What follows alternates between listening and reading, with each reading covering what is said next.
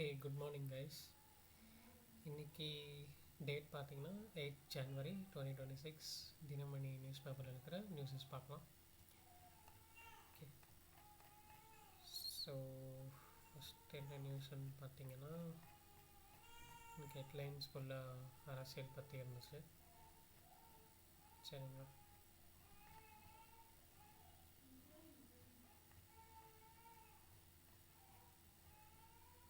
Okay. இன்றைக்கி ஆர்டிக்கலில் என்ன கொடுத்துருந்தாங்கன்னா இன்சூரன்ஸ் பற்றி கொடுத்துருந்தாங்க.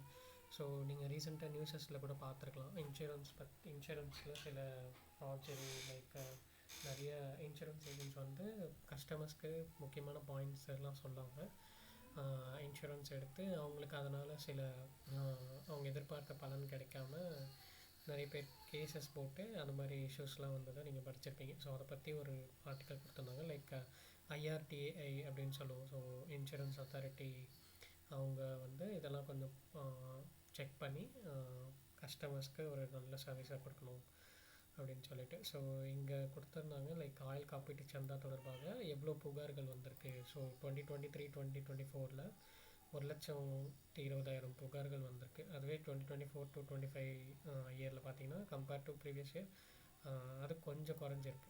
சரிங்களா, ஸோ இந்த மாதிரி புகார்கள் வந்து அதிகரிச்சுட்டே இருக்கிறதுனால இதை என்ன பண்ணலாம் அப்படின்னு சொல்லிட்டு இதை ஃபிக்ஸ் பண்ணுங்கள், லைக் ஸ்ட்ரீம்லைன் பண்ணுங்கன்னு சொல்லிட்டு இந்த ஆர்டிக்கலில் ஒரு இதுவாக கொடுத்துருக்காங்க. ஏன்னா பிகாஸ் நம்ம தான் வந்து ஆக்சுவலாக இன்சூரன்ஸ் பற்றி மோஸ்ட் ஆஃப் த பீப்புளுக்கு அவேர்னஸ் இருக்காது. லைக் மேபி ஐடி பீப்புளுக்கு அவேர்னஸ் இருக்கலாம். பட் நீங்கள் ஒரு கோர் கம்பெனி பெரிய அந்த சின்ன சின்ன கம்பெனிஸில் ஒர்க் பண்ணுறவங்களுக்குலாம் அவேர்னஸே இல்லை. ஸோ இன்சூரன்ஸ் பற்றின அவேர்னஸ் எல்லாருக்கும் கொடுக்கணும்.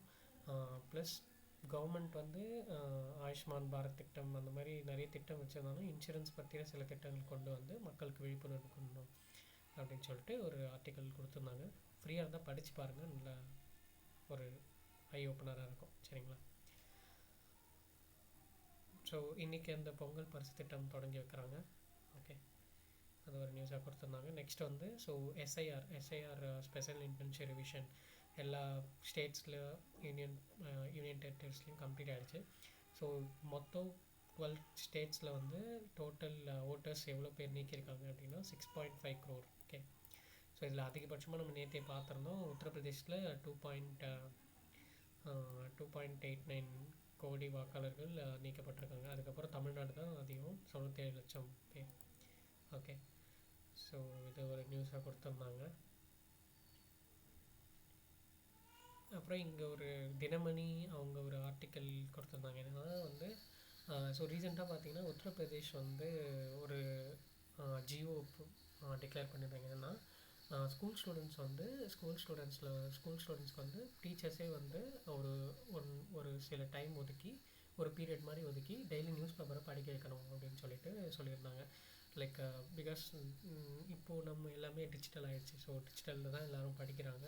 யாரும் புக்ஸோ நியூஸ் பேப்பர்ஸோ இப்போது like journals, monthly journals, yearly journals கூட யாரும், வீக்லி ஜேர்னல்ஸ் கூட யாருமே படிக்கிறதில்ல.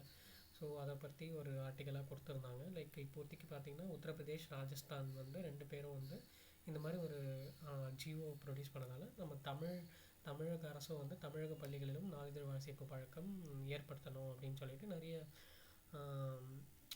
நடிகை இலக்கிய சொற்பொழிவாளர்கள் எல்லாருமே சொல்லியிருக்காங்க. தமிழ் விரும்புகிறவங்க எல்லாருமே சொல்லியிருக்காங்க. சரிங்களா, ஸோ அது மட்டும் இல்லாமல் இப்போது ரீசெண்டாக பார்த்திங்கன்னா நிறைய புக் ஃபேர்ஸ்லாம் நடந்தது சில மாவட்டங்களில்.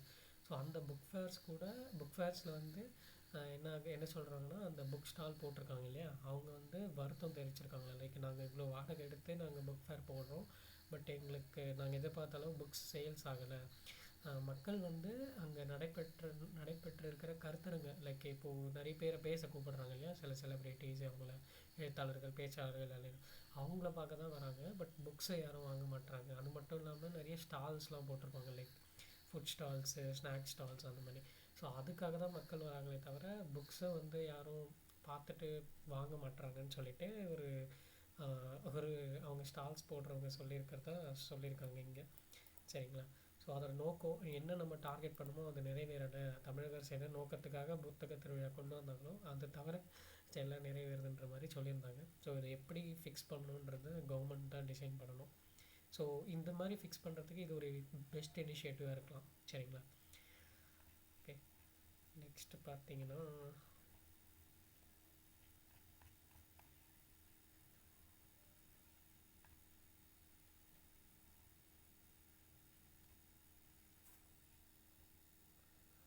ஸோ நம்ம நேற்று பார்த்துருந்தோம் ஐசிஜிஎஸ் இந்தியன் கோஸ்ட் கார்டுக்கு வந்து நம்ம சமுத்திர பிரதாப்னு சொல்லிட்டு ஒரு கப்பல் கொடுத்துருந்தோம் அப்படின்னு சொல்லி லைக் இந்தியாவிலேயே 60% அது ஒரு ரிமைண்டராக பார்த்துக்கோங்க. நம்ம மோடி வந்து இது ஒரு நம்மளோட தற்சார்பு லைக் நம்ம இந்தியாவிலே தயாரிக்கிற இது ப்ராடக்ட்ஸ் வந்து இன்னும் என்கரேஜ் பண்ணணும்னு சொல்லியிருக்காரு. சரிங்களா?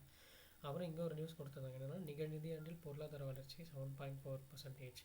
ஓகே, ஸோ நம்ம 2024 to 25 பொருளாதார வளர்ச்சி பார்த்திங்கன்னா 6.5% இருந்துச்சு as per central government ministry.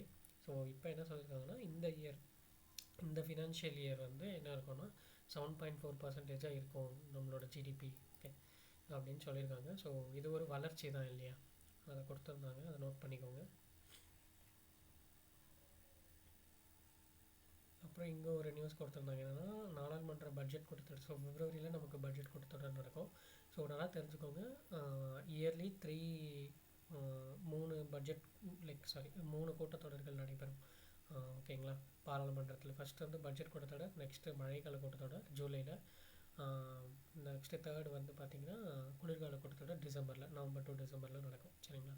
So இப்போ வந்து நம்ம பிப்ரவரி வரப்போகுது, ஜான்வரி ஆல்ரெடி நம்ம கிராஸ்ட். ஸோ பிப்ரவரியில் வந்து இந்த பட்ஜெட் கூட்டத்தொடரில் ஒரு சட்டம் ஒரு மசோதா ஒரு பில் வந்து பாஸ் பண்ண போகிறாங்க. என்னென்னா விதைகள் சட்டம். ஸோ விதைகள் 1900 ஆக்சுவலாக ஏற்கனவே இந்த பில் இருக்குது. ஸோ இதை ரிவைஸ் பண்ணி இன்னொரு புது சட்டமாக ஒரு புது மசோதாவாக தாக்கல் பண்ணி இதை நிறைவேற்ற போகிறாங்க. ஸோ அதுதான் கொடுத்துருந்தாங்க. விதை சட்டத்துக்கு மாற்றாக விதைகள் மசோதா கொண்டு வரப்பட உள்ளது. விதைகளின் தரத்தை, ஸோ சீட்ஸோட அந்த தரத்தெல்லாம் வேலிடேட் பண்ணி ஏன்னா சப்போஸ் ஃபார்ஜரிஸ் லைக் ஏதாச்சும் தப்பு நடந்தால் அதுக்கு தண்டனைகளும் கடுமையாக இருக்கும்னு சொல்லியிருக்காங்க. சரிங்களா? ஸோ இது வரட்டும், நம்ம டீட்டெயில்டாக பார்க்கலாம் என்ன சொல்லியிருக்காங்கன்னு. சரிங்களா? ஸோ இங்கே ஒரு நீங்கள் ஜியோ பொலிட்டிக்கல் பேஸ் பண்ணி நியூஸ் பார்த்தீங்கன்னா கிரீன்லாந்து மீது படையெடுக்கவும் பரிசீலனை வெள்ளை மாளிகை. ஸோ நேற்று ஒயிட் ஹவுஸ் ஒரு அனௌன்ஸ்மெண்ட் விட்டுருந்தாங்க. என்னென்னா கிரீன்லாந்து இருக்குல்ல, யூஎஸ்ஏக்கு மேலே கிரீன்லாந்து இருக்கும் நீங்கள் மேப்பில் பார்த்தீங்கன்னா. ஸோ அங்கேயும் வந்து நாங்கள் கிரீன்லாந்தையும் நாங்கள் வந்து இது பண்ண போகிறோம், ஆக்கிரமிக்க போகிறோம் அப்படின்னு சொல்லியிருக்காங்க. So as of now Greenland வந்து பார்த்திங்கன்னா டென்மார்க்கோட கட்டுப்பாட்டில் இருக்குது. ஓகே, டென்மார்க் கண்ட்ரியோட கட்டுப்பாட்டில் அந்த தீவுகள் இருக்குது. ஓகே, ஸோ இதை வந்து அமெரிக்கா வந்து கைப்பற்ற நினைக்குது. எதுக்காக அப்படின்னா ஏன் கிரீன்லாந்தை டார்கெட் பண்ணுறாங்க அப்படின்னு சொல்லி பார்த்தீங்கன்னா, ஸோ இது வந்து மிகப்பெரிய ஐலாண்ட். அது மட்டும் இல்லாமல் இங்கே நார்த் அட்லாண்டிக்கில் மிகப்பெரிய ஐலாண்ட். ஸோ இந்த ஐலாண்டில் வந்து நிறைய மினரல்ஸ் ரிசோர்ஸ் இருக்குது. Like uranium, iron, gold, like rare earths எல்லாமே நிறைய இருக்குது. ஸோ அதனால் இந்த கிரீன்லாந்தை இப்போதைக்கு ட்ரம்ப் டார்கெட் பண்ணிகிட்ருக்காரு. ஆல்ரெடி வெனின்சுலாவை டார்கெட் பண்ணிகிட்ருக்காங்க. ஸோ இதை வந்து இப்போது டார்கெட் பண்ண ஸ்டார்ட் பண்ணியிருக்காங்க. இது என்ன ஆகுதுன்னு போக போக நம்ம பார்ப்போம். சரிங்களா? நேற்று அது மட்டும் இல்லாமல் ரஷ்யாவோட ஃப்ளாக் இருக்கிற ஒரு கப்பலை வந்து நேற்று சிறை பிடிச்சிருக்காங்க. அதுக்கும் நிறைய கண்டனங்கள் இருந்திருக்கு ரஷ்யா கிட்டே இருந்து. ஓகே, லாஸ்ட்டாக ஒரு நியூஸ் கொடுத்துருந்தாங்க என்னென்னா ஜனவரி 12 விண்ணில் பாய்கிறது பிஎஸ்எல்வி C-62 ராக்கெட். ஸோ இந்த வருஷத்தோட ஃபர்ஸ்ட் லான்ச் அது இருக்க போது. ஓகே, பிஎஸ்எல்வி C-62 ராக்கெட்டில் நம்ம ஒரு ஜியோ சேட்டலைட் ஏதோ ஹெட்ஸ் அப்சர்வேட்டரி சேட்டலைட் சொல்லுவோம், EOS-N1 அப்படின்ற ஒரு சேட்டலைட்டை வந்து லான்ச் பண்ண போகிறாங்க. ப்ளஸ் ஒரு 18 ஸ்மால் சேட்டலைட்ஸும். ஓகே, இது Jan 12 நம்ம இஸ்ரோ லான்ச் பண்ண போகிறாங்க. அதை ஒரு கொடுத்துருந்தாங்க. இதை நல்லா நோட் பண்ணி வச்சுக்கோங்க. சரிங்களா? ஏன்னா இது இந்த வருஷத்தோட ஃபர்ஸ்ட் லான்ச். ஸோ நிறைய எக்ஸாம்ஸில் ரிஃப்ளெக்ட் ஆக வாய்ப்பு இருக்குது. ஓகே, அவ்வளோதான் இன்றைக்கி இருந்த நியூஸஸ். நாளைக்கு பார்க்கலாம். பை.